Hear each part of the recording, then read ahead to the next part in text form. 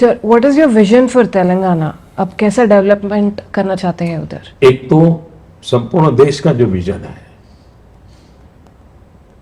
हम 2047 विकसित भारत के लक्ष्य को लेकर के चलना चाहिए। तो भारत सरकार एक डॉक्यूमेंट तैयार कर रही है, काफी मात्रा में हमने कर लिया है। मैं चाहता हूं कि राज्यों ने और केंद्र सरकार ने मिलकर के एक ही दिशा में विकसित भारत के लक्ष्य को लेकर के चलना चाहिए। और उसमें हमारी तेलंगाना के पास अपनी एक समृद्ध विरासत है, क्षमता है। पहले के जमाने में तो मुंबई, कलकत्ता, चेन्नई, दिल्ली 4 शहर जाने जाते थे। बेंगलुरु, हैदराबाद अपनी एक ताकत को लेकर के दुनिया में उनका नाम हुआ, लेकिन राजनीतिक स्थितियां बिगाड़ दी। मेरी दृष्टि से होलिस्टिक प्रोग्रेस के तेलंगाना में 4 मैं पहलू देखता है। एक, हमने आधुनिक इंफ्रास्ट्रक्चर में जितनी तेजी कर सकते हैं करनी चाहिए। दूसरा, ग्रामीण क्षेत्र में कृषि का विकास और वैल्यू एडिशन, ये दोनों चीजों पर बल देना चाहिए। और मैंने देखा है कि तेलंगाना में और आंध्र में कुछ किसान नेचुरल फार्मिंग की तरफ बल दे रहे हैं। उसको बढ़ावा देंगे तो और उनका एक ग्लोबल मार्केट मिल सकता है।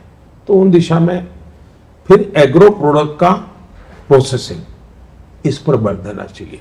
हम इंडस्ट्रियल पार्क की तरफ वहां जा रहे हैं ताकि वहां कॉटन के ग्रोवर है, तो उसको भी बहुत बड़ा लाभ होगा। कुछ स्थान पर गन्ना किसान है, तो हम इथेनॉल पर जा रहे हैं, तो उनको बहुत बड़ा लाभ की संभावना है। दूसरा, अब जमाना है, अर्बनाइजेशन होना ही होना है जी, हम रोक नहीं सकते। तो अब रोते बैठना कि अर्बनाइजेशन को अपॉर्चुनिटी मानना, मैं मानता हूं कि भारत के नेतृत्व की, हर राज्य के पॉलिटिकल लीडरशिप के नेतृत्व की कसौटी ये है कि वो अर्बनाइजेशन को अपॉर्चुनिटी माने और अभी से प्लानिंग करें।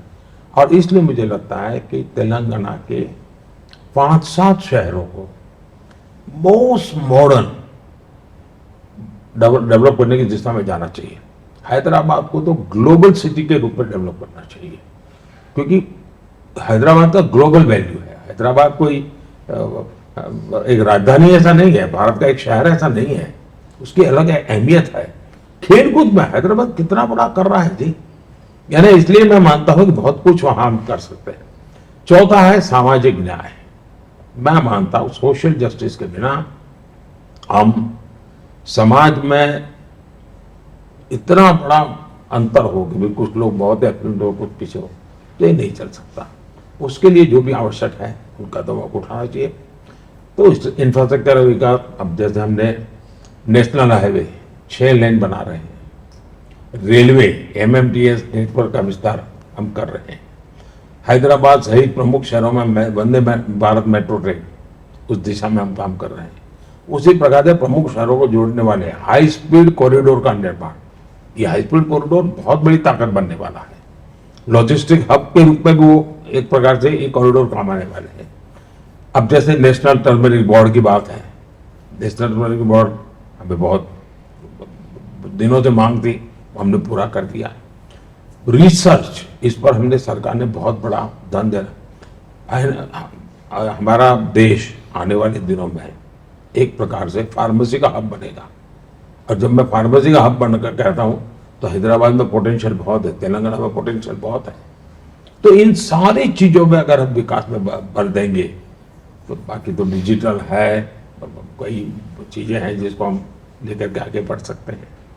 एक जो मैं सामाजिक न्याय की बात करता था, अब देखिए मादिगा समाज इतने लंबे समय से उनको तड़पाया जा रहा है। मैंने खुल करके कहा है कि मादिगा समाज के साथ न्याय करने के लिए मैं पूरी तरह उनके साथ खड़ा हुआ। SC समुदाय के हितों की रक्षा, वहां बंजारा समाज इतना बड़ा है, उनको छोटी छोटी चीजों के लिए लटकाया हुआ है। यानी एक प्रकार से हमें इन चीजों की चिंता करनी चाहिए और इनकी रक्षा के लिए हमारे यहाँ भी मैंने हाई लेवल कमेटी भी बनाई है, मैं इस पर काम भी कर